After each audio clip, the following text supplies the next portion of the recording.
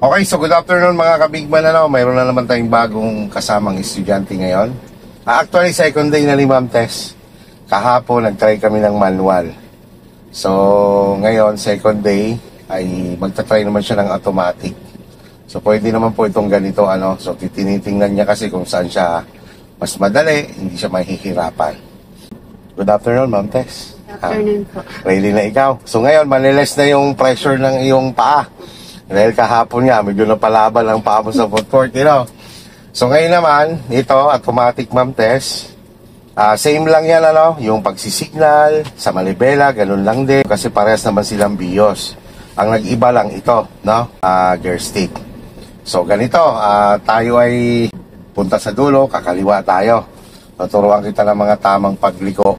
So ang procedure po dito, ma'am, tingnan mo to Ma'am Tess, ER, reverse, neutral, D, ang drive 3, manual mode po yan. So once na nalagay na po natin yan sa D, pag binitawan natin si handbrake at saka si brake, mag-move na po yan. So dahil nga po dito ay limited space lang, hindi naman masyadong haba ang kalsada, kapag diretso na ganyan ma'am, pwede ka naman mag-gas ng konti. But before ka magliko, siyempre signal and then brake control. Kukontrolin mo lang ang brake kasi kailangan natin kontrolin ang galaw niya habang lumiliko. Okay, tapos pag naayos mo na uli ang manibela, diretso mo na, dampi ka lang ulit sa gas.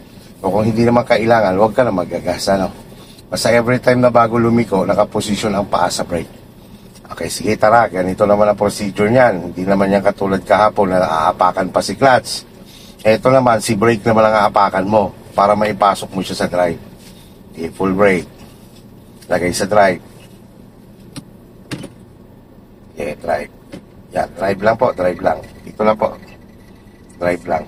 Yan. So, drive lang. Ayan, kasi ito po, pag ginanon mo, manual mode na yan, drive 3 na siya. Yan, dito lang po tayo sa normal drive. Hold pa rin po si brake and then release si handbrake. Okay, yan. Focus ka na lang sa unahan, Wala ka nang ibang iintindihin dyan, si manibela, at saka yung paa mo, isang paa lang ang gumagana, yung kanan lang, sa brake at gas lang. Okay, bitawan mo muna si brake. Patong lang ang paa kay gas. Bitawan nyo po. Pag binitawan nyo, tatakbo na po yan. Yan.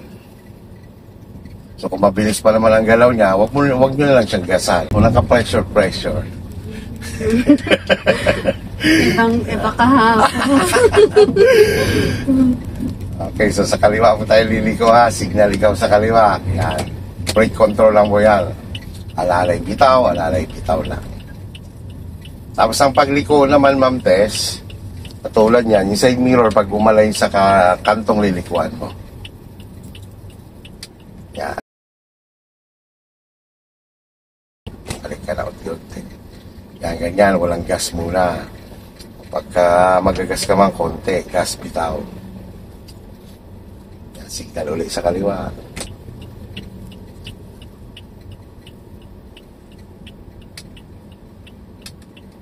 Tama na si manibela. Pag naituwid na si manibela, pwede na mag-gas ulit. Basta walang gigil sa paggagas. Tsaka huwag kang liliko lang hindi pa naka-align yung side mirror mo sa gilid ng lilikuan mo. May mga pagkakataon na kinukontrol mo siya sa gas pagka lumiliko. Lalo na pag medyo paahon. Pero kapag patak naman, kontrolin mo lang siya sa brake.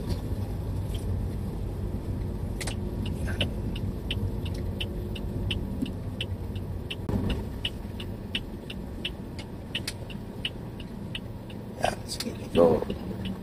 Tama na si manibela.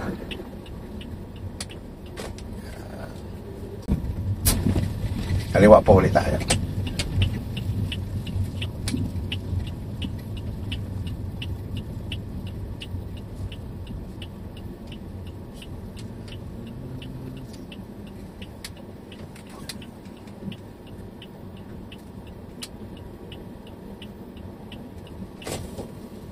Sige, dulo po uli, kaliwa. Liliko ka po lang, ikaw lang ha, hindi kita didiktahan ha.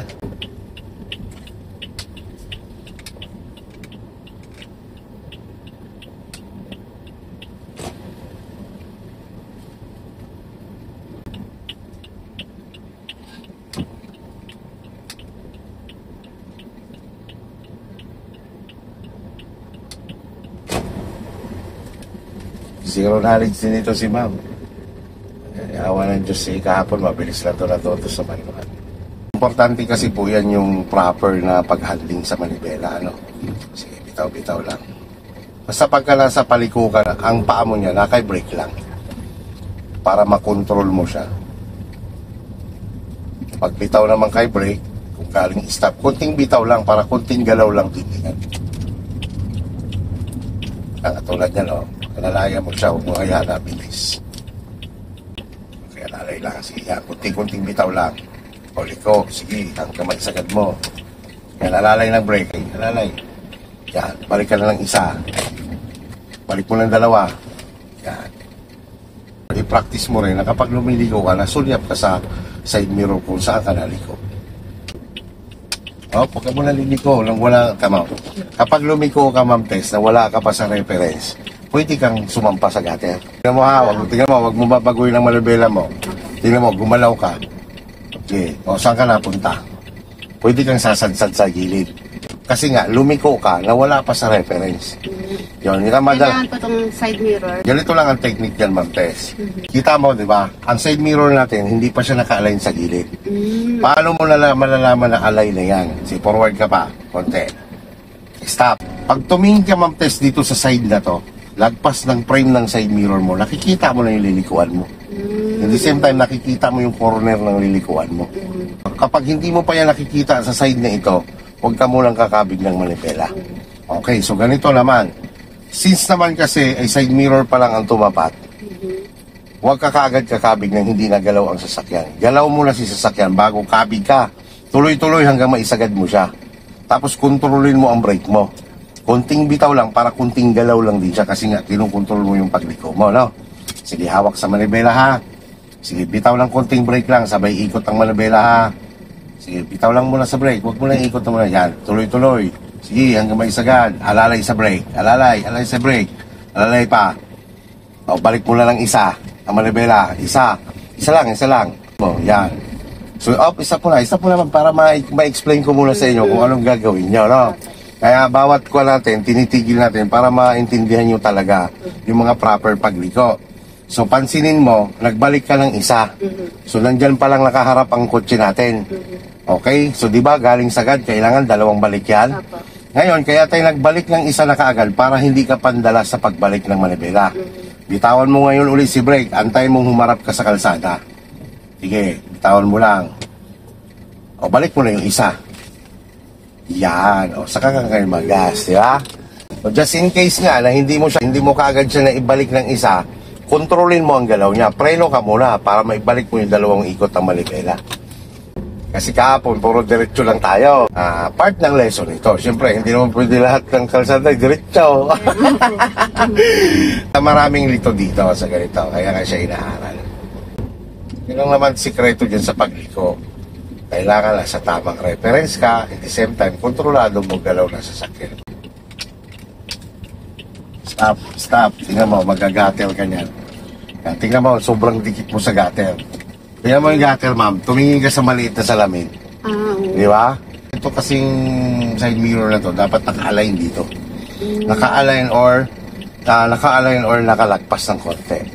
At saka tandaan mo na hindi porkit naka-align na, ay sasagad ka kagad ng manibela.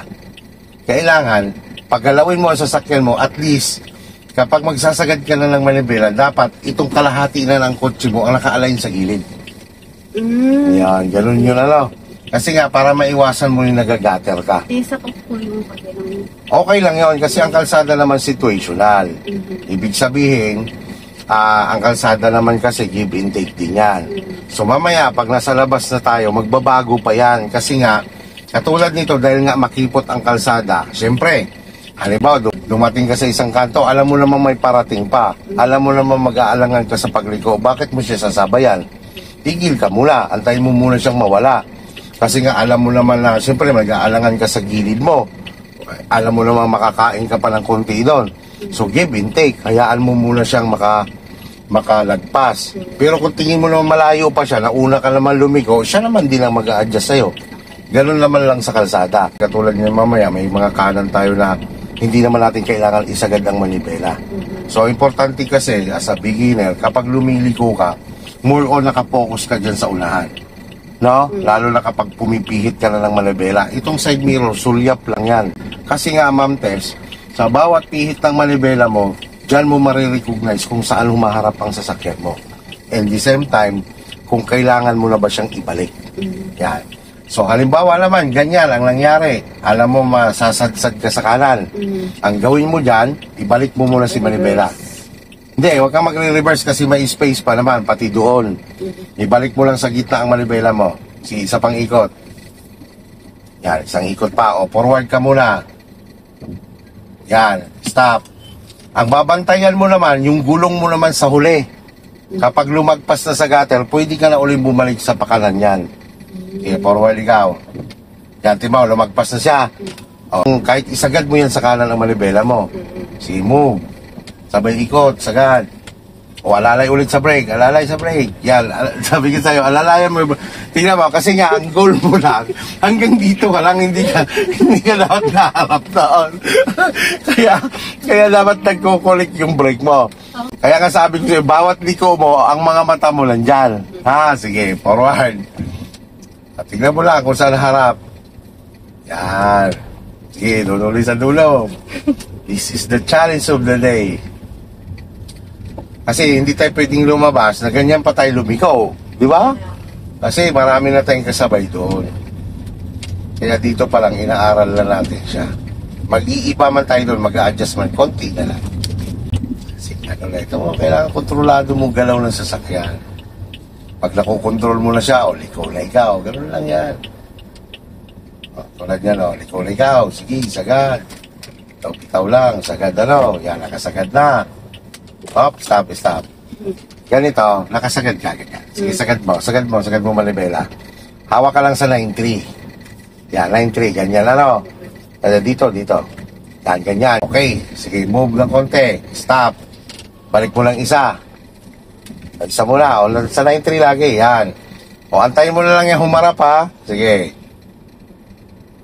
O, pagharap, balik lang. Yo. Kahit anong pihit mo sa manibela, laging nakabalik ka sa posisyon ng 9-3.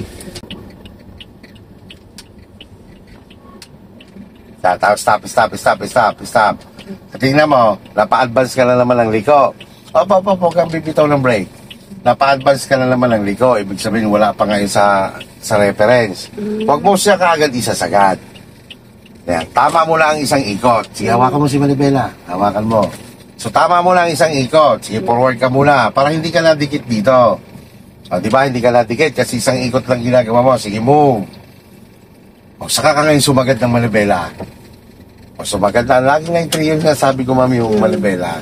Kaya sabi ko sa'yo, in-exercise natin para hindi nagko-crossover ang kamay mo dyan. Yan ang ating pinaiintindi mabuti sa mga estudyante o mga baguhan. Ang pag-manage o paghawak dyan sa manibela. Sa ngayon kasi, nandun tayo ma'am sa beginner's guide.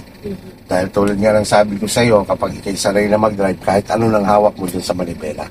Ganon yan. Okay, so balik ka ng isa sa manibela. Yan, move ikaw. Patay mo humarap. O, anong gagawin sa manibela? Hindi sagad, balik lang.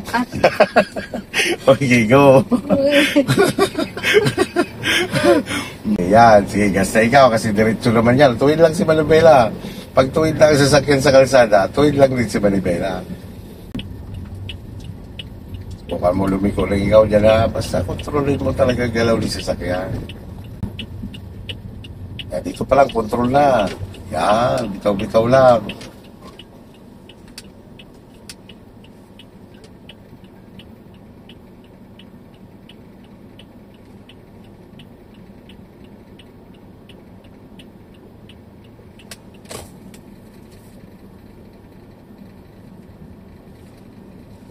Yo. Nakakatawa rin yan. Oo naman. O, dulo ka na nun eh.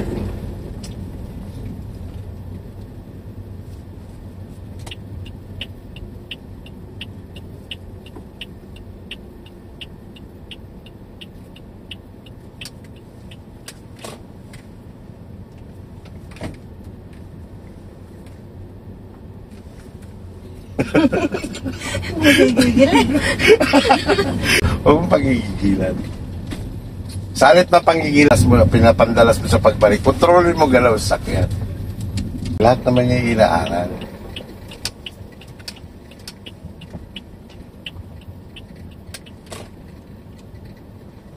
Yo, no, di ba sa swabe din yan, lalambot din yan.